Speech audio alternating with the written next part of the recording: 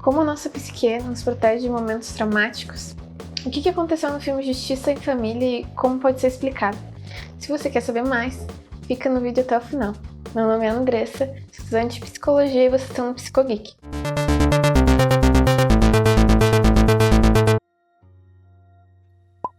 A nossa psique tem muitas maneiras de nos proteger, como mecanismos de defesa para fazer a gente passar por momentos traumáticos ou momentos de sofrimento do cotidiano.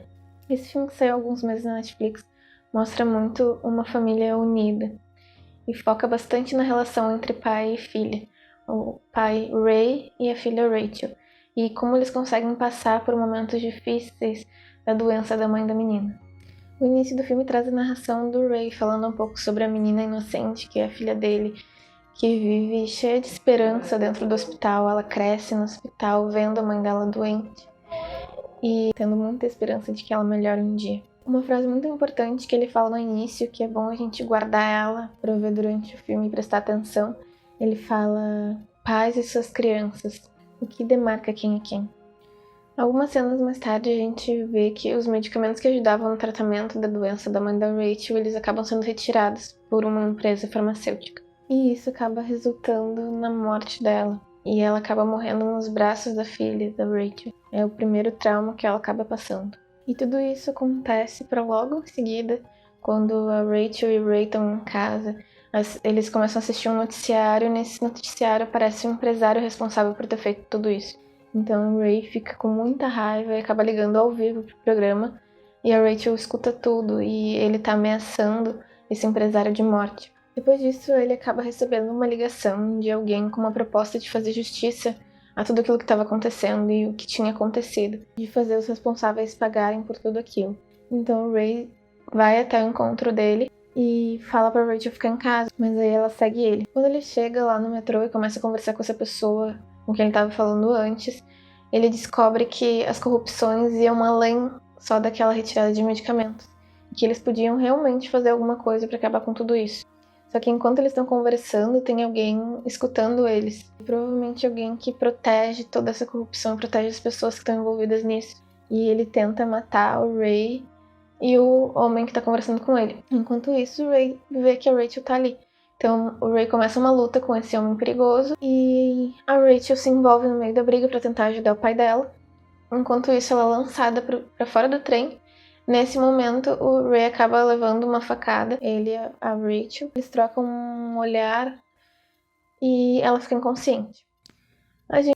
Parei só um pouquinho aqui para avisar vocês que a partir de agora todo vídeo vai ter spoilers. Então se vocês são aqueles que não curtem muito spoiler, eu recomendo assistir todo o filme antes e depois vir pra cá.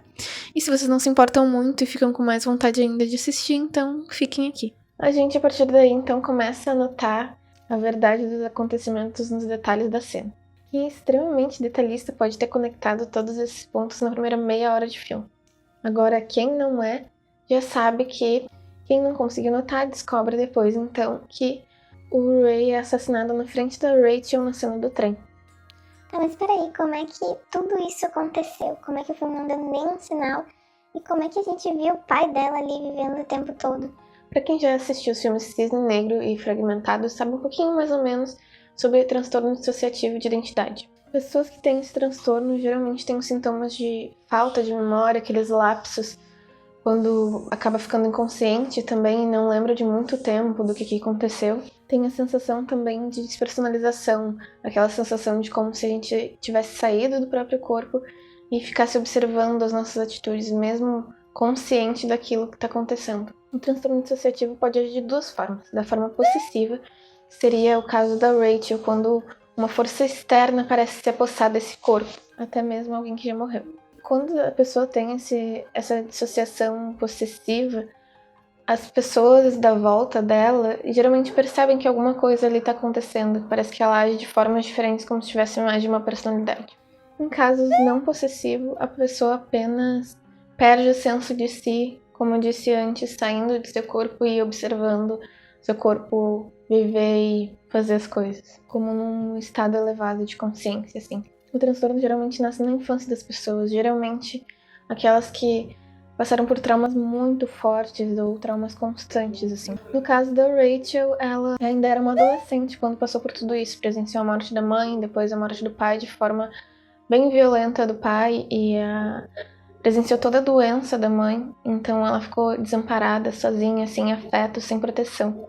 E passou por tudo isso muito nova e sozinha, sem ninguém para ajudar ela. E tudo isso pode ter causado esse mecanismo de defesa como uma forma de fazê-la se distanciar desses sentimentos e dessas vivências que ela estava passando. Uma forma de proteção para ela. A gente pode observar 3 cenas assim que mostram um pouco do início dessa dissociação de identidade que acontece na Rachel. A primeira cena é a cena do trem. Logo depois de perder o pai dela, ela perde a consciência. Isso muitas vezes pode acontecer, pode ser um sinal de que a pessoa está tendo esse transtorno, porque ela fica inconsciente, perde a memória. E aí depois daí, dá aquele lapso, aquele time skip de 2 anos. Então pode ser também como se fosse a memória dela se perdendo, como se ela não tivesse noção de tudo que aconteceu depois dali. Logo depois, vem a segunda cena, que aparece ela já no ringue depois desse time skip. E ela tá lutando com alguém e ela aplica muita força no oponente dela, que quase deixa ela inconsciente. Quase como se ela tivesse saído de si por um momento. Então o treinador começa a chamar ela para ver se ela volta e entende o que ela tá fazendo.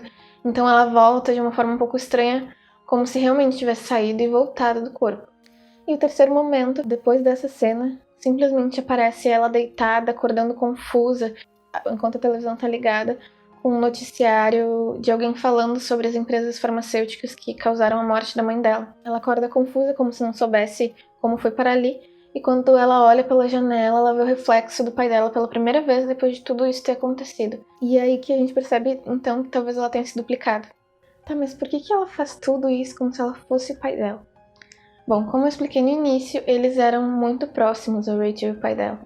E ela admirava muito ele, tanto nos valores como na luta, porque ela aprendeu a lutar com eles e eles iam juntos, era uma coisa que eles faziam juntos. E talvez o ponto que tenha despertado isso nela também pode ter sido no momento antes da morte do Ray, quando ele tá ligando e ameaçando aquele homem de morte, um empresário farmacêutico. Então, ali talvez tenha sido um reforço, quase um passe livre, um impulso assim para ela poder fazer tudo o que ela fez e poder justificar de alguma forma e assumir essa forma do pai dela. Talvez também como uma forma de dar sentido para a vida dela, porque agora nada mais fazia sentido, e se ela simplesmente vivesse de forma como se nada tivesse acontecido ou tentado superar, talvez ela não conseguisse porque ela era muito nova, ficou desamparada muito cedo. Então era muito sofrimento para ela lidar. Aí fazendo isso e procurando uma justiça como se fosse o que o pai dela iria querer, ela tinha um propósito para a vida dela. Ela acreditava que isso era justiça, talvez pelo que o pai dela representasse para ela. Assim como no filme Fragmentado, em que o personagem tinha mais de 20 personalidades, uma das suas personalidades era a mais forte fisicamente de todas, ele tinha uma força sobrenatural. A Rachel também acaba tendo muita força física, que vão além de todo o treinamento que ela teve e da própria força dela. E isso pode ser explicado porque ela quis tomar a forma do pai dela também, inconscientemente, pela força física dele, para ela conseguir executar todos os crimes que ela executou. Em algumas cenas que ela tá fugindo com o pai dela, que seria outra personalidade dela, ela para e fala assim pra ele, eu não aguento mais isso, ou e tudo que você me ensinou não vale mais de nada, e a gente começa a perceber umas contradições. E, inclusive, também no momento que ela liga pra policial pedindo ajuda, conversando com ela, como se ela realmente quisesse parar tudo aquilo, a gente consegue perceber que foram talvez atitudes de arrependimento que ela teve. Quando ela parecia dessa forma, ela estava arrependida. Agora, quando ela dizia isso pro pai dela, por que você vai seguir com isso? Coisas assim, ele dava o reforço que ela precisava, a coragem que ela precisava para continuar executando isso. Então ele era um reforço positivo, digamos assim, no caminho para ela continuar executando o plano dela. E nas vezes que ela parece tentar desistir, talvez ela pense que o pai dela não iria tão longe, ou que ela tá cansada de tudo aquilo, de passar por tudo aquilo e não mudar nada, porque ela até tá procurando justiça, mas a vida dela se tornou isso agora. E também a gente pode, se a gente prestar atenção, a gente vê que em todas as cenas de luta, na maior parte das cenas de luta, ela parece um pouco distante, assim, como se ela quisesse mesmo ser protegida pelo pai. Então, nos momentos que ela precisa de coragem, ele aparece. Nos momentos que ela precisa de força física, ele tá ali lutando. E nos momentos que ela pensa em acabar com tudo aquilo, é ela ali agindo. E além de tudo isso, ela precisava se sentir protegida por alguém depois de tudo que aconteceu com ela. Ela precisava de afeto. Então, foi uma maneira que o psiquismo dela criou toda essa estrutura para poder proteger ela de tudo isso, de toda essa dor, e realmente acabou protegendo por muito tempo.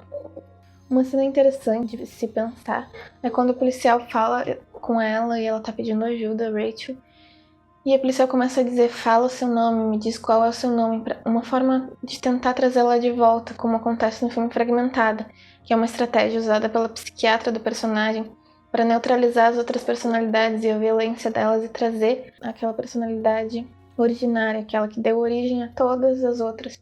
Ela fala o nome real dele, então. Através do cuidado dos nossos pais e da nossa família, a gente, quando é criança, começa a integrar o nosso self e se tornar alguém que produz o mundo. A Rachel, depois de toda a dor, o desamparo e a falta de afeto que ela teve depois de presenciar a morte dos pais, ela acaba se desintegrando de novo, o que acarreta na associação dela e acaba fazendo ela se duplicar. Então, quando ela precisa de força física e afeto, ela age como o pai dela. E meio que ela se duplica nessas duas situações. Quando ela pensa em voltar atrás e tá cansada, ela age como Rachel. O diagnóstico do transtorno pode ser feito através de entrevistas bem detalhadas, entrevistas psiquiátricas bem detalhadas, através da terapia e por vezes através de medicamentos. No caso do filme, ela parece começar os sintomas ali logo depois da morte do pai dela, quando ali depois de ficar inconsciente, ela perde um pedaço do tempo e a gente acaba sentindo isso também. Esse transtorno não tem cura, mas vários tratamentos, longos tratamentos terapêuticos e por vezes medicamentosos podem ajudar a pessoa a se integrando de novo e a tendo uma vida melhor. No transtorno dissociativo, outros sintomas também podem ser depressão, ansiedade, as pessoas podem vivenciar diferentes sintomas e um pouco de melancolia também. E é por aí que o passado meio que se entrelaça com o presente. Cenas do passado voltam no presente e a pessoa não sabe em que momento da vida ela pode estar. Só que quando o filme chega no final e a gente vê ela usando a mesma frase que ele usou no início para terminar a narrativa da história, a gente percebe que toda aquela perspectiva do filme era a partir dela e eram memórias dela do passado se entrelaçando com o presente. Então, assim como ela iniciou a narrativa como Ray, ela finaliza essa narrativa como Rachel, falando: pais e suas crianças, o que demarca quem é quem. Mostrando assim que pra ela não tinha um limite, ela não sabia onde começava a personalidade dela e onde começava a do pai dela. Então, como ela começou como Ray e termina a narrativa como Rachel, a gente pode perceber talvez uma integração, uma reintegração desse self que tinha sido desintegrado depois de tanto sofrimento e tanta dor. Se você, por acaso, se identificou com algum dos sintomas que eu citei aqui, procurem a sua família, procurem ajuda médica. O vídeo foi baseado em um transtorno real, com sintomas reais, mas tudo que eu falei aqui são apenas teorias do que pode ter acontecido no filme. Se você gostou e aprendeu um pouquinho mais nesse vídeo, não esquece de curtir e se inscrever para receber os outros vídeos. Também ativa o sininho e me segue lá nas redes sociais para continuar por dentro dos conteúdos e do que vai sair de novo. E se você conhece amigos que gostam mais ou menos desse tipo de assunto, de conteúdo, compartilhe o vídeo com eles. Então até mais.